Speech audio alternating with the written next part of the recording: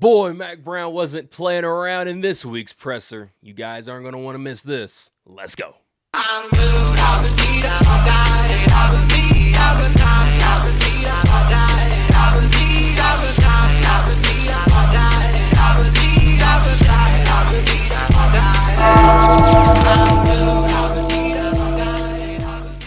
What's going on, Tar Heel Nation? My name is Nathan. I am one half of your Heel Brothers. And welcome into Key Takes, this week being week 2 of Mack Brown's press conferences, his pre-presser for the Charlotte 49ers, the first home game for North Carolina and their second game of the season for Carolina. Mack Brown covered a good bit of things. Obviously, he covers the previous week being the Minnesota game, some of the stuff that's going on with there, some of the things that he liked and disliked, and also starts to preview the game coming up, which is Charlotte this week. He did talk about a few things that I believe are key takes that I took out of this week's presser. I have 5 takes for you all, and we're going to start hitting the list. I'm going to save the best one for last because it did come towards the end of the presser. So I'm going to go in chronological order.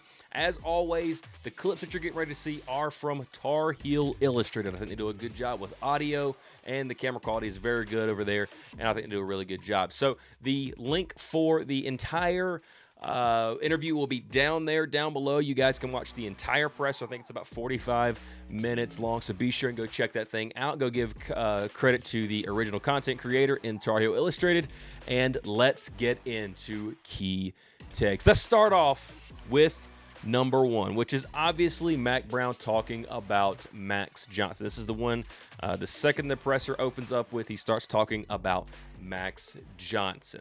We left one of the assistant trainers up there with him as soon as possible. We need to get him back and get him back involved in our program and get him to help coach our quarterbacks. And even up there, when he starts feeling better, we're going to try to get him to zoom into team meetings and zoom into the quarterback meetings and the offensive meetings just to make sure that he feels all the love from us and the kids. And we gave him the game ball, and they all want him to zoom in yesterday, but he was having some checkup with a doctor at the time, so he couldn't do it. So obviously right there, number 1, Mack Brown talked about how PJ Fleck said that he wanted to go. This is Friday morning. This is right after the game the previous night. It went till 1 o'clock or 12 o'clock our time, Eastern Standard Time, so I think it was like 11 o'clock their time.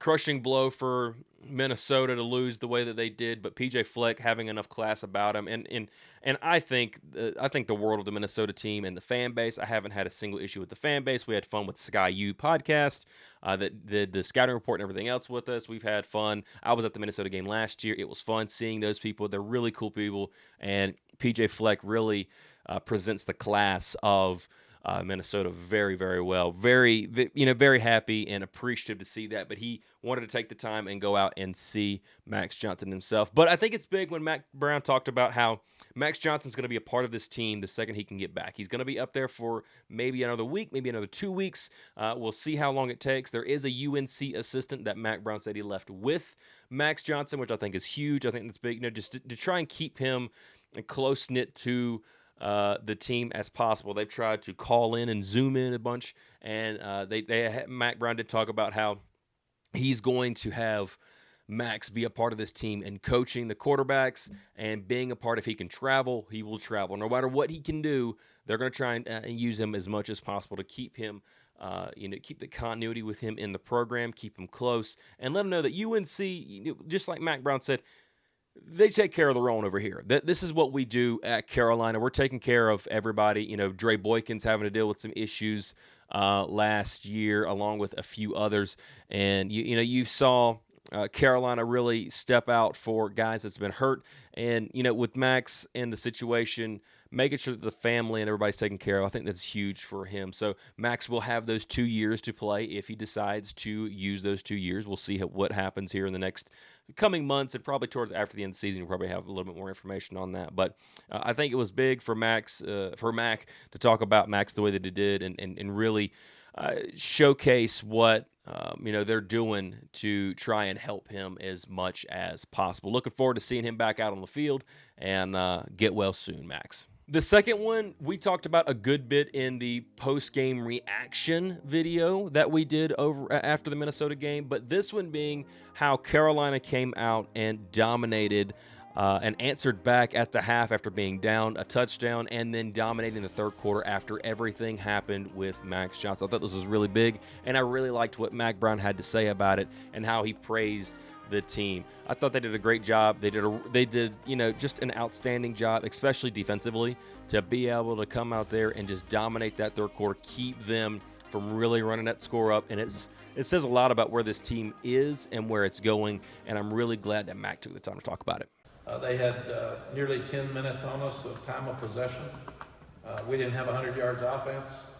And those kids picked themselves up and came back and fought. And then in the third quarter, they had the ball 4 plays. So we dominated the third quarter.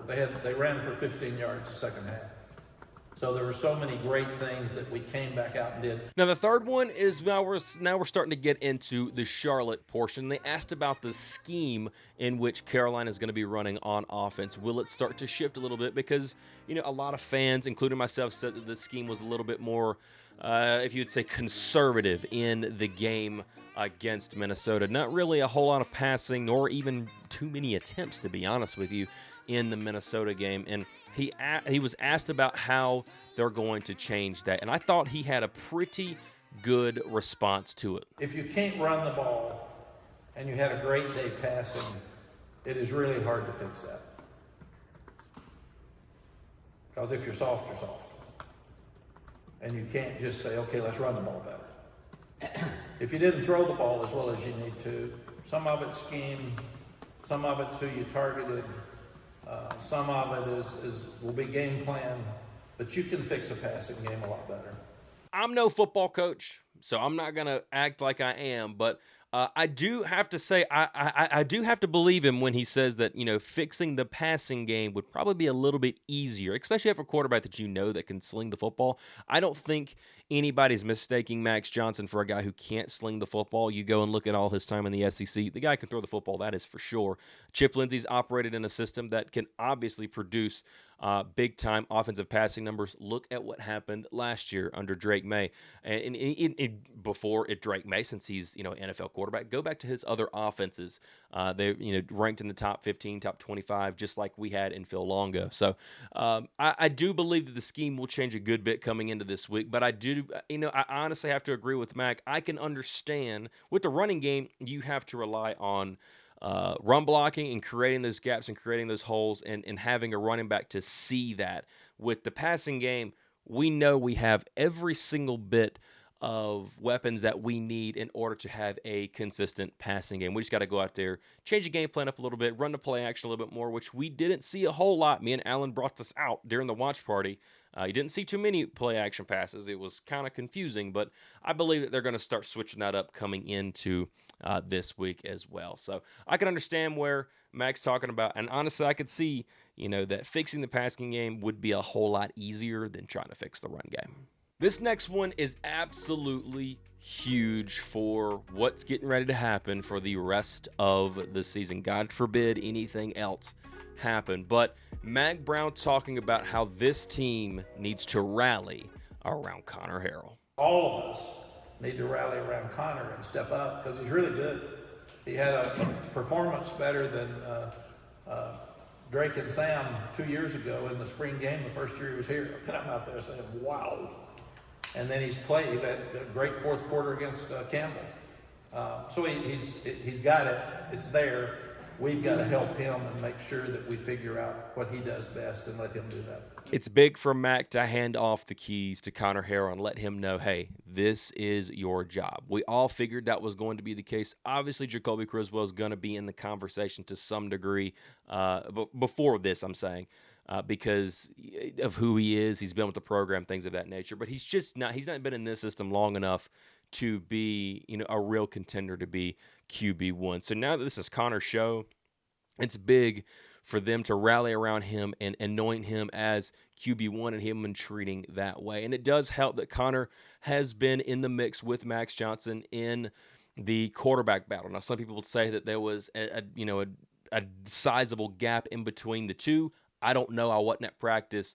All I can say is that from what I saw, a little bit I could see actually in person, I was very, very impressed with Connor Harrell, and I'm really looking forward to seeing what this guy can do because I do believe with his skill set, it can unlock some super cool things for our offense and really cause some mixed matches for a lot of different teams that you're going to face this season. So I'm glad to see that Mack Brown is really fully endorsing Connor Harrell and is pushing him to the moon. And I think it's huge for Connor's confidence, number one, and for this team's confidence moving forward on the offensive side of the ball. The lines of scrimmage were a big conversation coming into the Minnesota game because we knew that Minnesota, the defensive line, has NFL stars written all over, guys like Josh Joyner on there, who's going to be coming after the quarterback, and the North Carolina's offensive line hadn't played outside of Willie Lampkin. All of them hadn't played a single game starting. It started a single game at all, and you relied on a true freshman, Aiden Banfield, things of that nature. So it was huge for that to see. And also on the defensive line, how can they come together? Can they finally put it together? You got the star talent on there with the Des Evans and Javaris Ritzies and the Travis Shaws of the world, and Kamen Rucker as well. Can this team put it together? And to see Mack Brown talking about how the lines of scrimmage battling each other inside of fall camp or spring camp and fall camp, and them going to battle, crashing up against each other, getting used to contact really helped them in this game that they just played against Minnesota. And I think it's huge for Carolina moving forward because I don't think Carolina missed a beat when they were facing up against top-tier talent that Minnesota has. Because, Minnesota, for all intents and purposes, may have won 6 games last year. They're really good on the lines of scrimmage. This team can run the football like crazy, just like any other Big Ten team can. And they can do basically what they want there on the lines of scrimmage. For Carolina to be able to match up against them, even be better in some cases, I believe, I think it's huge for them. So when I'm saying physical, these 2 lines of scrimmage have battled so hard through spring and fall, it's made us better. And obviously we want to get Darwin Mark to go in the game on. There was a game the other night where Omarion was going to win the game on offense, and he's not a fumbler. So you didn't want to trust the new guy coming in. We told Darwin that he needed to play the other night. He'll get to play. It's there. We're moving forward, but that just wasn't the time to put him in. So I just like the fact that we can line up and be physical and run the ball when we want to run it. I honestly forgot that I had a 6th one. I thought this was number 5, but actually this is number 6.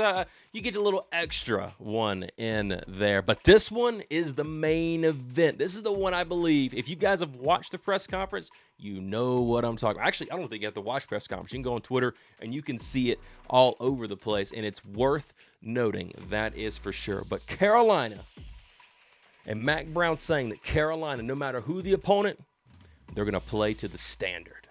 One thing that we're going to do that you all don't do very well, starting with Art, and Art does just about everything well, but we are not looking at opponents anymore.